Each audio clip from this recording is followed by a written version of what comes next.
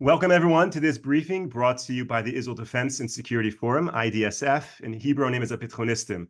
IDSF is the leading Israeli organization advocating for strong national security to defend the state of Israel. Thank you, of course, to all of our viewers, all of our supporters for tuning into this briefing so we can really bring you behind the headlines what is happening here in Israel. We're going to begin with Brigadier General Amir Avivi, the founder and chairman of IDSF, to share an update in the war today. General, please. Thank you very much, Moshe. I'm very happy to host today one of our warriors, Elhanan Cohen, who has fought in Gaza pretty much since the beginning and wrote a whole account of every day of what was going with many, many interesting stories. I met Elhanan twice. I think his story is very, very interesting and exciting and gives really an understanding of what is going on the ground, the operations, the dilemmas, everyday life of soldiers inside Gaza. So most of this program will be dedicated to the story of Elhanan. Talking about what's going on in Israel, basically, I think everybody is waiting to see what the cabinet will decide. And I want to share with you the dilemmas that are sitting on the table of the cabinet and the army.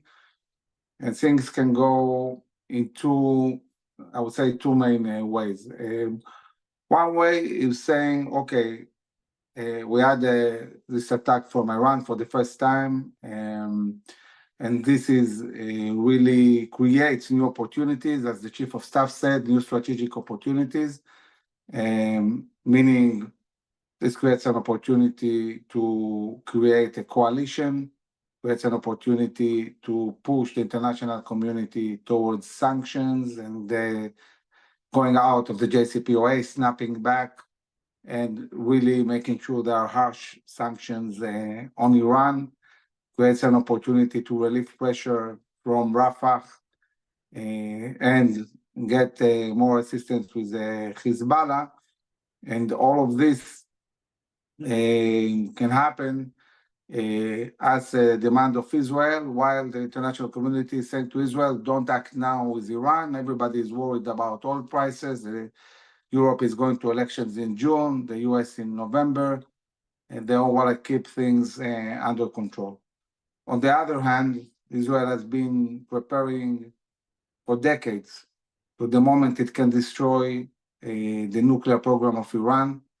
We've got a window of opportunity to retaliate very strongly and set back this program dramatically. And the question will be, where is this going? Is the cabinet going to launch a serious attack now?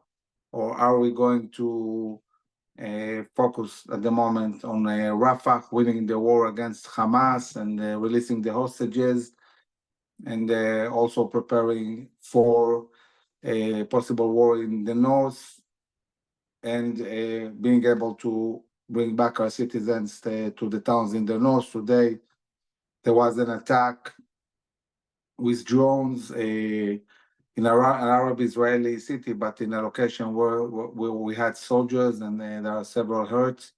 The fights in the north is going on a daily basis. I just came back from 2-3 days in the Golan. It's amazing to see, on one hand, everything green, and the Hermon still with snow and everything blooming, and on the other hand, parts of the north in a war zone. A very strange feeling. As things are evolving, the IDF brought 2 more brigades in reserve. They call them back to the south, to Gaza, for preparing the operation in Rafah.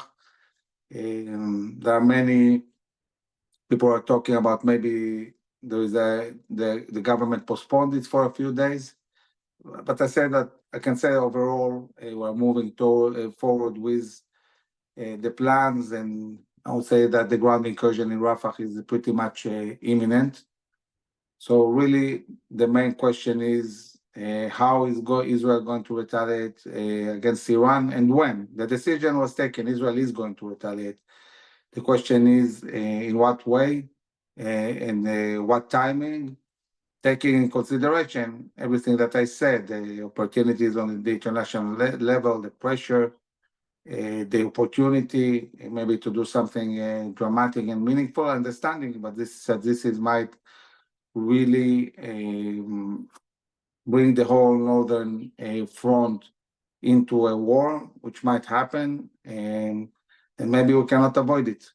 It's something that we have to deal with. So these are now the considerations, and we're waiting to see what will happen. Moshe? General Avivi, thank you so much for that update. Just one quick follow-up question before we go to Elhanan.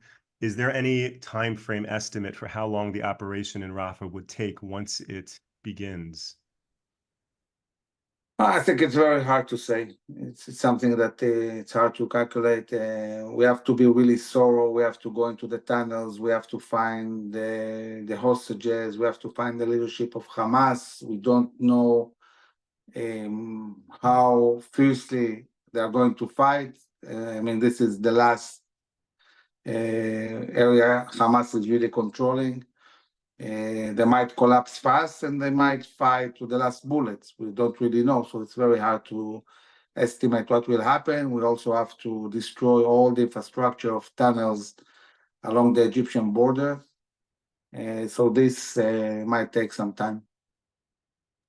Okay, thank you. And now we're going to go to Captain Elhanan Cohen.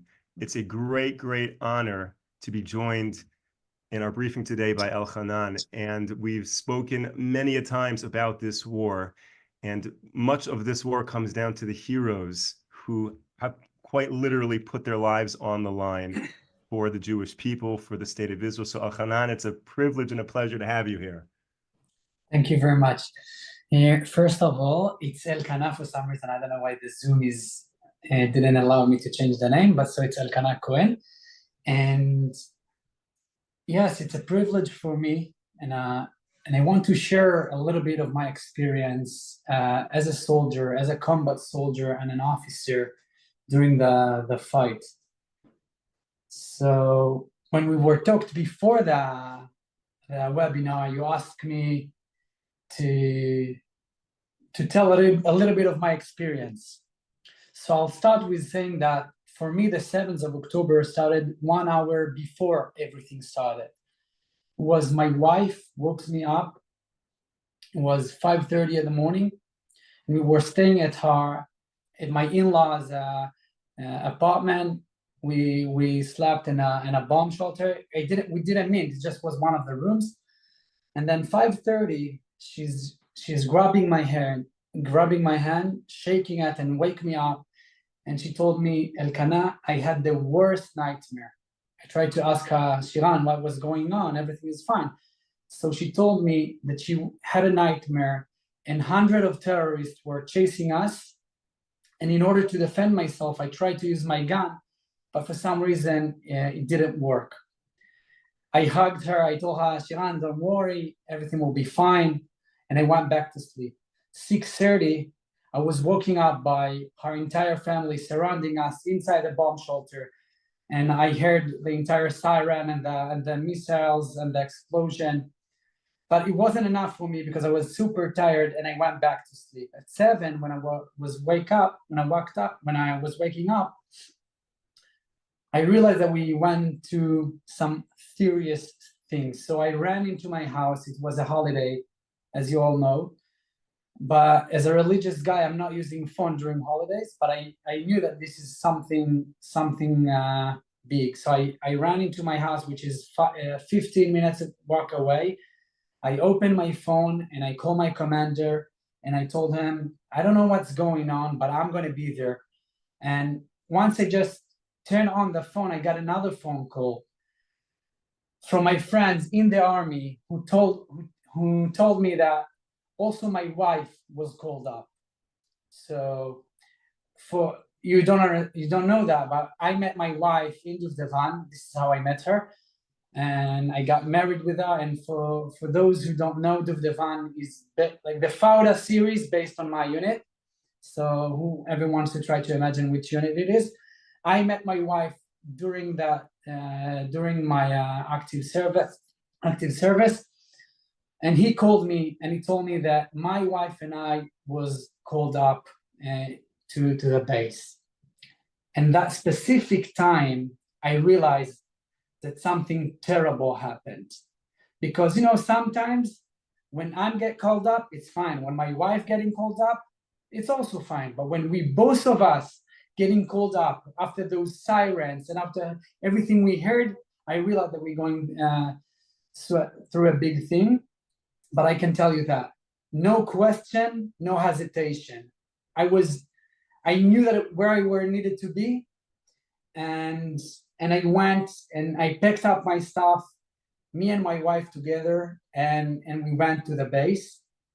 And I have to share you that feeling, because that feeling for me, even when I'm saying that right now, I'm a bit proud with the feeling that we both went, because not every couple have the privilege to go together in order to protect our country, and we had the opportunity. So we went into our base, and then I can talk a little bit on that day, but basically I got called from one of my friends from my old team that I used to serve, and he told me that he also got called in our entire team, got called up. And I decided to join my old team. And after that day, we had 3 weeks of preparing ourselves in order to the Israeli army getting into the Gaza Strip. And I have to share you that feeling, because it was grief and strength together. I heard every day on friends of mine, my only friends that I knew that were fighting there at the 7th of October, who unfortunately died. Some of them got murdered at the Nova festival. So it was sad, but we also had the zchut, we say in Hebrew, the privilege to see our unity in Israel. And we also felt the huge hug from the US, all the people supporting us, who sending vests, helmets, everything that they could. After 3 weeks of preparation, we got into the Gaza Strip. And when I went there, I have to tell you, it was a shocking experience for me. One of the time I went into a normal house, and I start looking for everything. I start searching, and people who wasn't there don't understand that every time when we're searching houses, it's a physical job. It's not an easy thing to do. You have to move all the beds, all the cabins, and everything. And my friend and I were already exhausted. So some of them sit down on a bed. And I kept searching, and I opened one of the cabin doors, and I saw a doctor certificate. So my friends told me, Elhanan, Kuno, you can come down. We already searched this house enough. And I told them, no, we have to do as much as we could. So I kept searching. And then after a few minutes, I found AK-47 magazine. I found radios, and I found a headband of Hamas. So when I found them, me and my other friends told them, right, everybody stand up, let's move the bed. And when we moved the bed, we found a huge bomb. It's basically where 1.5 meter missile, 2 missiles like that, connected into a wire. And when we were talking to the explosive team, I don't know how to say that in English, but they told us that this bomb was supposed to explode when we were inside this house. And I want to share this experience with you because it was shocking for me, because every house that I've been through, I saw weapons, I saw guns, rifles, grenades, and the weird thing about that, this is what almost everywhere it was hidden under kids' beds.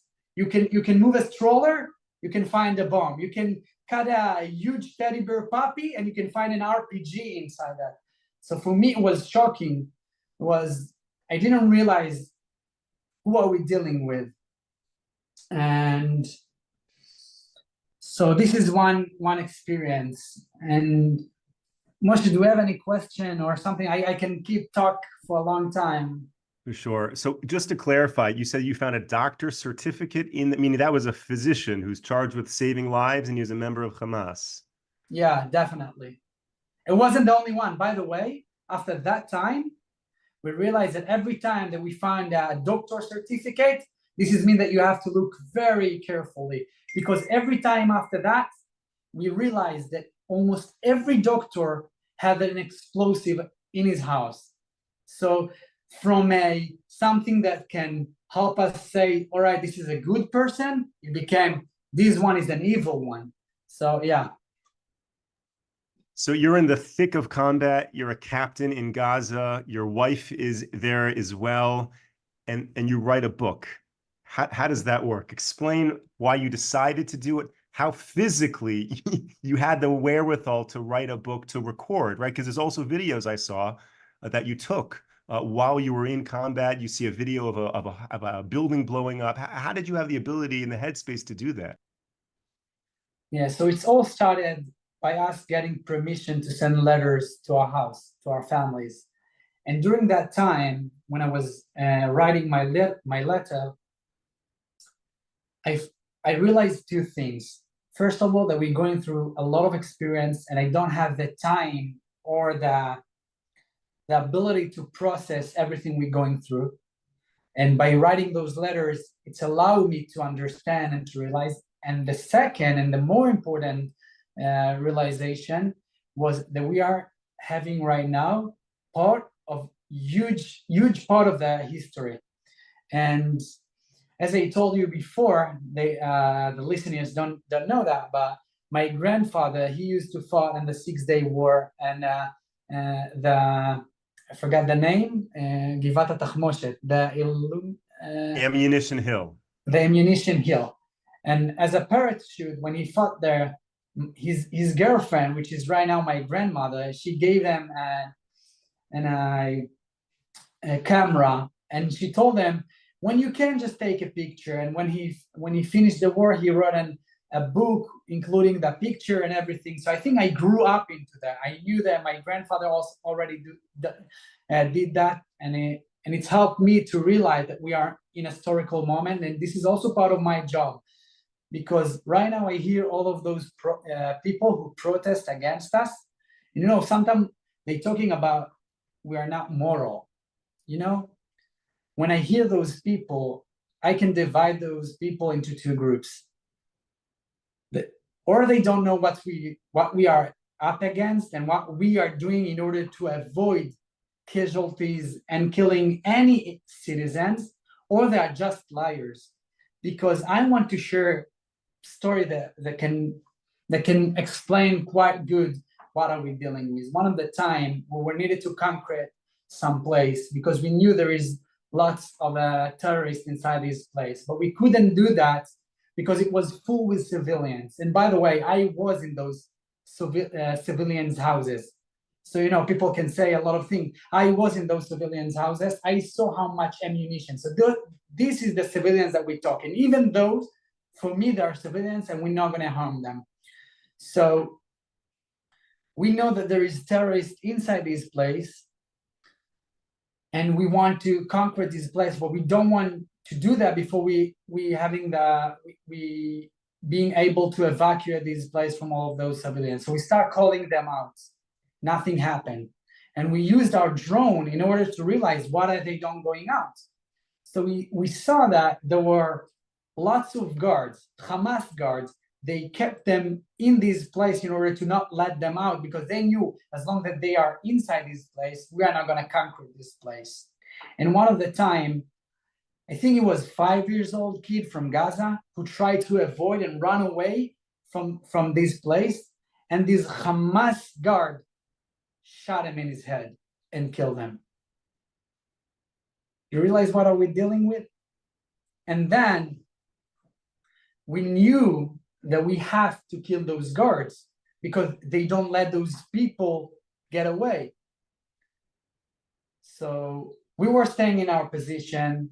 Those guards already knew where we are, which is already put our life at risk, because when they know where we are, they can use RPG, bombs, and everything against us. And still, we didn't react because we knew that there is civilians inside those places, even though they shooted at us from that place. And then one of the time, that guard came on top of the roof building, and he was facing us, and he knew exactly where we were. But it wasn't just that. He was holding a little baby on his hand and put it on front of the end of the roof, because he knew if we're going to kill him, we're going to kill this baby.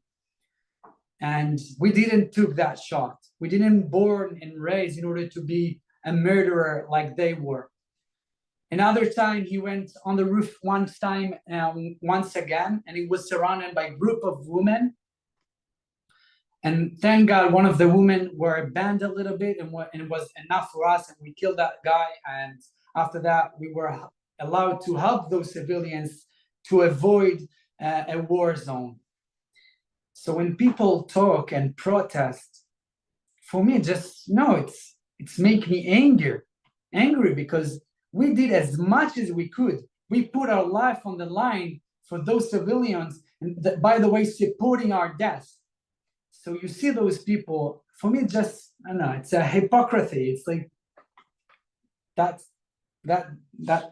it. And if you have any more question, I would like to answer everything. So it's so important that you're here with us sharing this story, and I certainly hope you have many opportunities to share the story. Can you share with us a little bit about what it's like to return to civilian life after you did what you did, you saw what you saw, you experienced some significant hardships? How are you coping, and what is your mission in life moving forward right now? It's a good question. It's not easy to go back into life. And I'm not a soldier. I'm reserve duty. It's different. I stopped everything that day, and I came into the IDF in order to support, and we knew what we're doing. Like, I'm not regret on what we've done. I feel it's my mission to do it. But that day I stopped everything, including my business, my family. Right? Even right now, I'm dealing with a lot of problem in my business right now. And Baruch Hashem, I'm not complaining. I know that everything will be fine, but it's hard to go back into reality. And it's not just that; it's by the small thing. I'll give you a funny example. I think 1 or 2 days after I finished, like we went out for Gaza, I was sleeping at my house, and when I woke up, I saw that the garbage is full. So I took the garbage bag and I threw it through the window. And then I realized, oh my God, I threw the garbage back into the street. And I went down the stairs, I took up the garbage and I put it in the garbage. But why I'm telling you that, we lived through war for almost 3 or 4 months. This is what we were dreaming war, fighting war, living war, breathing, eating, everything with regards to war. So getting back into life, it's not that simple, especially when people tell me sometimes, oh, it's good, at least your wife understands what you've been through, because she also was part of the war. She also did, she took a major part in the Gaza war. And I tell them sometimes it's even harder, because when I was in Gaza, sometimes we have red phone. Red phone, it's a classified phone that we have in order to be able to talk just on a military things between the units. It's not supposed to be it cannot be tracked, and it's have its own like we're using just for simple and specific needs. But because my wife also had an access to that phone, I got phone call once in a while. We don't have, it's not every soldier have that. It's in one phone every unit. And because she had the access to it, she was calling me once in a while. And then she was calling me and telling me, Elhanan, I just saw there were explosion 100 meters away from you. Are you fine? I saw that your friend got killed. Are you fine?